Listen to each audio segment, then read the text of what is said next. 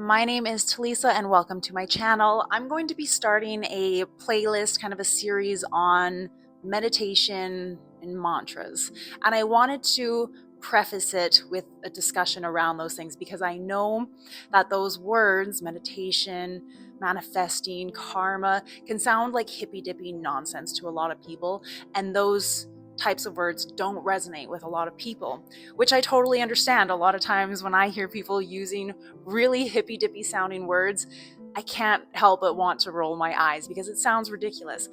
But there is true value in those things. So for the people that don't like the more spiritual hippy dippy aspect of it, I wanted to speak about the actual scientific part of it and explain the genuine use and purpose of it.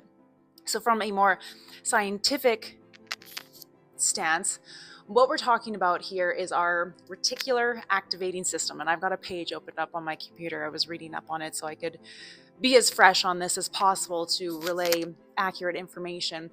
So RAS for short, RAS. So this is a part of our brain that handles many things, but one specifically is our motivation.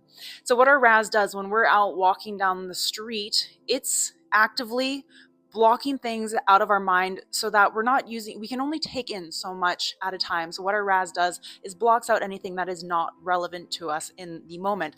So obviously a example from pre-modern times is if a tiger is chasing us, we're not paying attention to anything other than that tiger because it's relevant to our immediate survival. And our body is telling us, our brains are telling us to run away for survival's sake.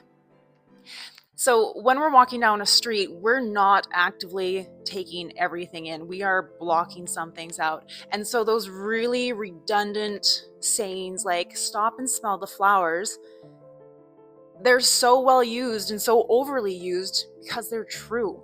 When we're walking down the street, a lot of times we're going through the motions.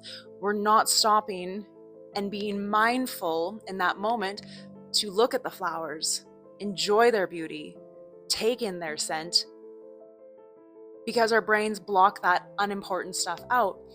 So in a world where people are so full of anxiety, the importance of stopping to smell the flowers is because you're honing your mind in on something tangible right there in the moment. You're focusing on something rather than obsessing over the future or the past, which is what can cause anxiety and depression, those types of things.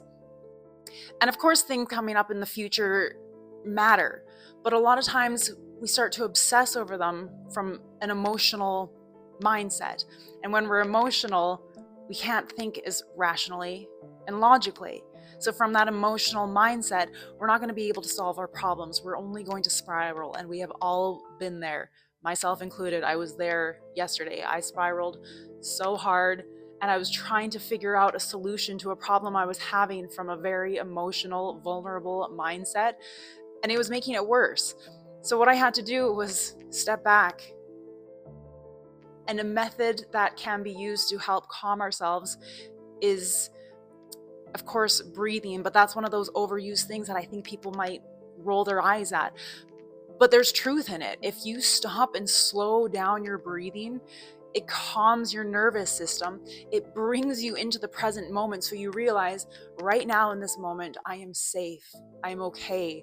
So your blood pressure isn't shooting up. You're not breathing in a shallow manner anymore. You are literally calming your body and your mind down. But if that's something that you don't like, again, makes you roll your eyes, another method you can try to calm yourself down when you're getting worked up or overthinking is to hyper narrate what you're doing in the moment. So of course, getting out in nature, going for a walk is great. So if you're able to get yourself to do that, what you do is say, I'm stepping forward with my left foot and my right foot. I see the frost on the vehicle windshield. I'm looking at the individual blades of grass. You're hyper focusing on the mundane things that are occurring in the moment.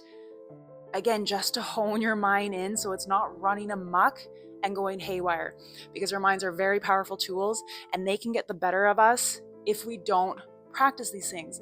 So what this mindfulness, what this focusing on the minutia is doing is it's meditation. What meditation is, it's training the mind to not run freely and unfettered. Sometimes we do have to fetter our minds. So think of it like that monkey mind, if you've heard that saying, where it's just all over the place and it cannot focus. ADHD, everyone has ADHD. So let's try to train our minds like a muscle to focus on something for a moment.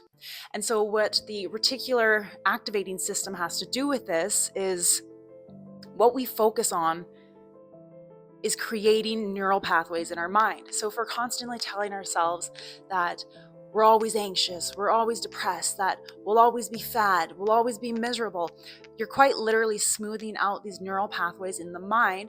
And so things like the RAS are going to take the path of least resistance and go down that path of thinking. So the other phrase, the other pithy saying that holds a lot of value is fake it until you make it. And sometimes that means we have to lie to ourselves.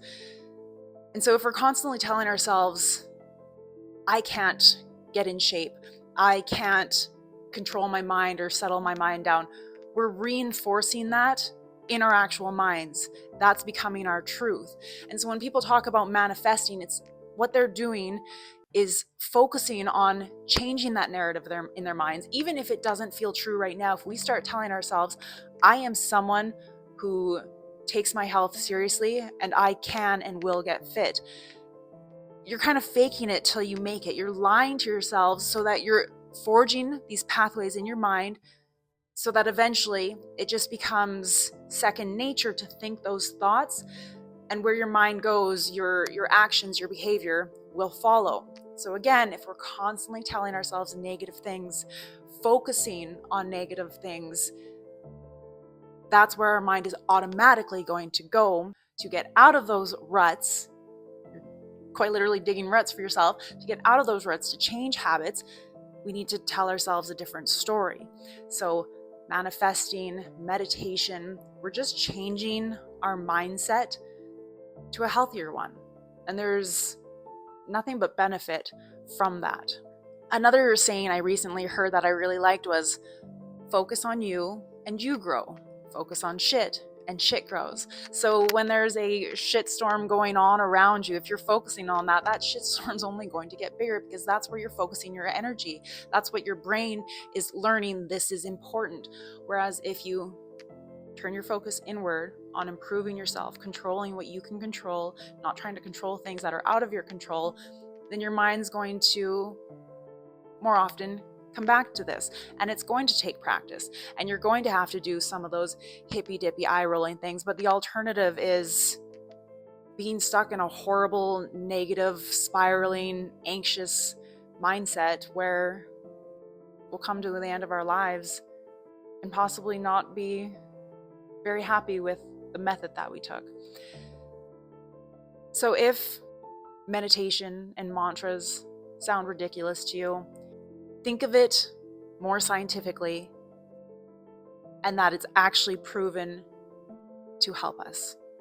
So I hope that you join me on my clips about meditation and mantras and changing the narrative in our minds, because scientifically it's proven to work.